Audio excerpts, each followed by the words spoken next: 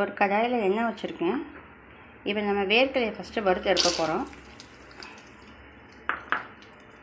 Carrot சாதம் செய்ய first வேர்க்கடலை எல்லாத்தையும் முந்திரி பருப்பு கூட நீங்கள் வறுத்துக்கலாம் உங்களுக்கு பிடிச்சிருந்தா. நான் இன்றைக்கி வேர்க்கடலை தான் சேர்த்துருக்கேன்.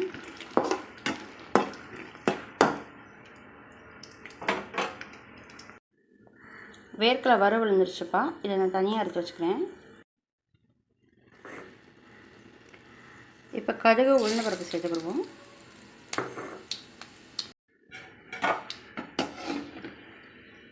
உளுந்து லைட்டாக பொன்னிறம் ஆயிடுச்சு.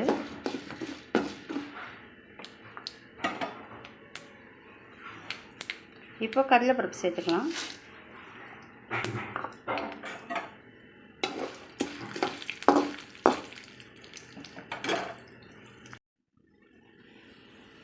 இப்போ வெங்காயம் குட்டி குட்டியாக சாப் பண்ணி வச்சுருக்கு. வெங்காயம் சேர்த்துக்குவோம். வெங்காயம் ஆட் பண்ண உடனே நம்ம உப்பு சேர்த்துக்கலாம்.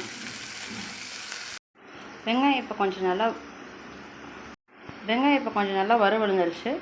இப்போ கீரி வச்ச பச்சை மிளகாவும் கருவேப்பிலையும் சேர்த்துக்கலாம். நெக்ஸ்ட்டு நான் சாப் பண்ண கேரட் சேர்க்க போகிறேன். இப்போ நம்ம கொஞ்சம் மஞ்சள்தூள் சேர்த்துக்கலாம். மிளகாய்த்தூள் காரத்துக்கு ஏற்ற மாதிரி நான் கம்மியாகவே சேர்க்குறேன். குழந்தைங்க சாப்பிட்றதுனால நான் கம்மியாக சேர்க்குறேன். நீங்கள் உங்கள் காரத்துக்கு தகுந்த மாதிரி சேர்த்துக்கோங்க. கேரட் நல்லா வதங்கிடுச்சுப்பா. இப்போ நம்ம வறுத்து வச்ச வேர்க்கடலையை போட்டுக்கலாம்.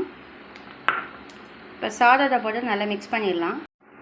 இப்போ சாதம் போட்டு நல்லா மிக்ஸ் பண்ணியாச்சுப்பா. ஃபைனலாக கொத்தமல்லி தழை சேர்த்துக்கலாம்.